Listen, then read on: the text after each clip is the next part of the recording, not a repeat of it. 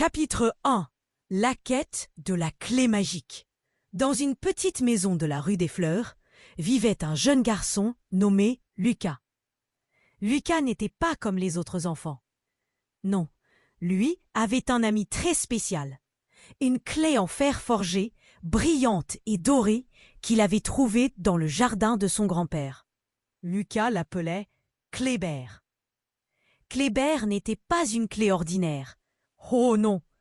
Il avait le pouvoir de déverrouiller des portes vers des mondes extraordinaires. Mais surtout, il avait une personnalité pétillante et un sens de l'humour à couper le souffle. Un beau matin, alors que Lucas cherchait Kléber pour une nouvelle aventure, il se rendit compte qu'il avait disparu. « Où es-tu, Kléber » cria-t-il, tout en fouillant sous son lit, dans son armoire et même dans son sac à dos. Pas de trace de son ami. Déterminé à le retrouver, Lucas décida de partir à sa recherche. Chapitre 2. La maison des merveilles. Lucas commença par explorer la maison.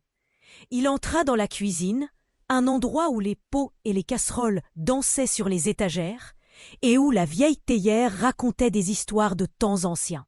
« Théière, as-tu vu Kléber » demanda Lucas, l'espoir dans les yeux. La théière, avec son couvercle en forme de chapeau, répondit d'une voix tremblotante. « Je ne l'ai pas vu aujourd'hui, mais je suis sûr qu'il est parti vers l'endroit où l'imagination ne connaît pas de limite. » Lucas se gratta la tête, perplexe.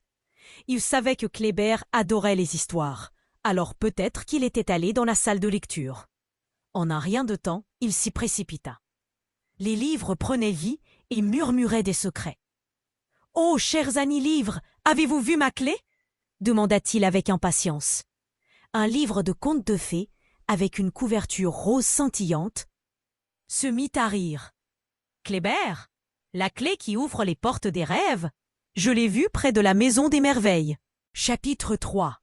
La maison des merveilles. Lucas remercia les livres et se mit en route vers la maison des merveilles, un endroit légendaire dans son quartier. On racontait que cette maison était habitée par des créatures fantastiques, des fées aux ailes chatoyantes et même un dragon qui adorait les bonbons. En chemin, Lucas se dit qu'il pourrait bien rencontrer des amis inattendus. En arrivant devant la maison, il remarqua que la porte était entr'ouverte. « C'est étrange, » pensa-t-il. Il poussa doucement la porte et entra. À l'intérieur, un monde coloré et pétillant s'offrait à lui. Les murs étaient peints de 1000 couleurs et des guirlandes de lumière scintillantes pendaient du plafond. Au centre de la pièce, une table était remplie de gâteaux de toutes les formes et tailles. « Bonjour, jeune aventurier !» s'exclama une petite fée aux cheveux dorés. « Que fais-tu ici ?»« Je cherche ma clé, Kléber. Elle se trouve ici, je le sens. » répondit Lucas, plein d'entrain. La fée sourit et lui dit: « Peut-être que si tu participes à notre grand jeu, tu la retrouveras. Les règles sont simples. Il faut résoudre des énigmes et réaliser des défis amusants. » Chapitre 4. Les énigmes éblouissantes. Lucas accepta avec enthousiasme. La fée agita sa baguette magique et soudain, un panneau en bois apparut avec des énigmes écrites dessus. La première énigme disait « Je suis grand quand je suis petit et petit quand je suis grand.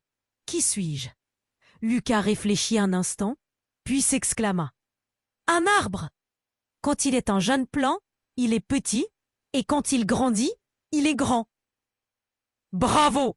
applaudit la fée. « Tu es sur la bonne voie. Voici ta récompense. » Elle lui remit un bonbon en forme d'étoile qui brillait comme un soleil. Le jeu continua avec d'autres énigmes. Lucas réussit toutes celles qui lui étaient posées. Mais il commença à se rendre compte que ses réponses étaient parfois un peu originales. Quand on lui demanda « Qu'est-ce qui monte mais ne descend jamais ?» il répondit avec un sourire « Un éléphant sur un trampoline !» La fée éclata de rire, et même les murs de la maison vibrèrent de joie. Chapitre 5. Les défis délicieux. Après les énigmes, vint le moment des défis. Le premier consistait à jongler avec des fruits. Lucas, un peu hésitant au début, se mit à lancer des pommes, des oranges et même une pastèque en l'air. Les fruits dansaient et tourbillonnaient, mais soudain, une orange lui échappa et roula vers la porte. Lucas courut après elle, mais dans sa précipitation, il trébucha sur un tapis en forme de nuage. « Aïe !» s'écria-t-il alors qu'il atterrissait sur une pile de gâteaux. La fée, hilare, s'approcha. « Tu es vraiment un aventurier comique !» Lucas, un peu groggy mais toujours de bonne humeur, se releva. « Je pense que je préfère les défis de cuisine. » Chapitre 6. Le festin follement sucré. Le défi suivant était de préparer un gâteau géant. Lucas et les fées se mirent à mélanger des ingrédients improbables. Des plumes de paon, des éclats d'étoiles et même une pincée de rire. Le mélange devint rapidement une pâte colorée et pétillante. Ils versèrent tout cela dans un moule en forme de nuage et le mirent au four. Alors qu'ils attendaient, Lucas se mit à raconter des blagues. « Pourquoi les pommes ne parlent-elles jamais? Parce qu'elles ont peur de se faire croquer !» Les fées riaient aux éclats, et même le dragon, qui était en train de goûter des bonbons, ne put s'empêcher de sourire. Le gâteau sortit du four, gonflé et doré. « Voilà le chef-d'œuvre !» s'exclama une fée. Mais en le coupant, le gâteau explosa dans un nu de confettis sucré. Lucas et les fées se retrouvèrent couverts de crème et de sucre. « C'est le meilleur gâteau explosif que j'ai jamais vu !» s'écria Lucas en riant. Chapitre 7. La découverte de Kléber. Après tant de rires et de délices, la fée annonça qu'il était temps de retrouver Kléber. « Pour cela, tu dois faire un vœu sincère. Qu'est-ce que tu souhaites ?» Lucas ferma les yeux et pensa très fort à son ami. « Je veux retrouver Kléber et vivre de nouvelles aventures avec lui. » À cet instant, une lumière éclatante jaillit de la table et Kléber apparut, brillant comme jamais. « Lucas, mon ami, je suis là !» s'écria-t-il en dansant dans les airs. Lucas ne put contenir sa joie et s'élança pour le prendre dans ses bras. « Tu as réussi ta quête !» déclara la fée. « Maintenant, vous pouvez partir ensemble vers de nouvelles aventures. » Chapitre 8. Le retour à la maison. Lucas et Kléber remercièrent les fées et le dragon avant de quitter la maison des merveilles. Le chemin du retour était parsemé de fleurs chantantes et de papillons rieurs. En marchant, Lucas et Kléber discutèrent de toutes les folies qu'ils pourraient vivre ensemble. « Tu sais, Kléber, je pense que nous avons encore beaucoup d'aventures à vivre, » déclara Lucas, le sourire aux lèvres. « Et je suis prêt à ouvrir toutes les portes pour cela, » répondit Kléber avec un clin d'œil. En rentrant chez lui, Lucas se sentit plus heureux que jamais. Sa quête l'avait non seulement conduit à retrouver son ami, mais aussi à découvrir la magie de l'amitié et du rire. Il se coucha dans son lit, Kléber blottit à ses côtés et s'endormit en rêvant à toutes les aventures qui les attendaient. Chapitre 9.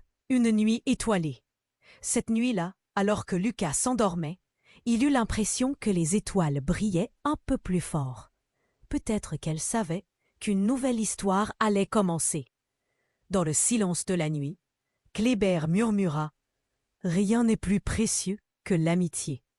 Et chaque jour est une nouvelle clé vers l'aventure. » Et avec ces mots, Lucas s'endormit, le cœur léger, prêt à rêver de portes magiques et de rires éclatants. Car, après tout, chaque jour est une nouvelle aventure à vivre.